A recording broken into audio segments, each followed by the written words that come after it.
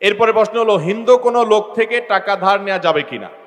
হিন্দু, খ্রিস্টান, ইহুদি, নাস্তিক যেই হোক, যে কোনো অন্য ধর্মাবলম্বী মানুষের সাথে আর্থিক লেনদেন করা যাবে।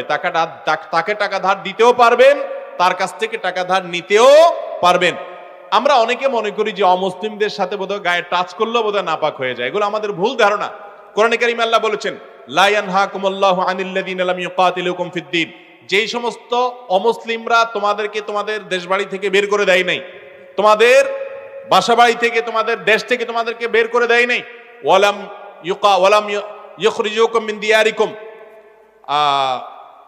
লা ইয়ানহাকুমুল্লাহু আনিল্লাযীনা লাম ইউকাতিলুকুম ফিদ-দীন ওয়া লাম ইউখরিজুকুম মিন দিয়ারিকুম, ধর্মযুদ্ধ চাপায় দেয় নাই অথবা ঘরবাড়ি থেকে বের করে দেয় নাই। এরকম অমুসলিমদের সাথে সদাচরণ করতে, ন্যায়নিষ্ঠ আচরণ করতে আল্লাহ তো নিষেধ করেনই না, বরং আল্লাহ ন্যায়নিষ্ঠ আচরণকারীকে ভালোবাসেন। আমাদের নবী করিম সাল্লাল্লাহু আলাইহি ওয়াসাল্লাম অমুসলিমদেরকে দাওয়াত, তাদেরকে খানার শরীক করেছেন, খাইয়েছেন, আবার তাদের কাছে খেয়েছেন, আবার তাদের কাছ থেকে ধার নিয়েছেন এবং তাদের সাথে সামাজিক সব কর্মকাণ্ড করেছেন। তারা অসুস্থ হলেও দেখতে গিয়েছেন।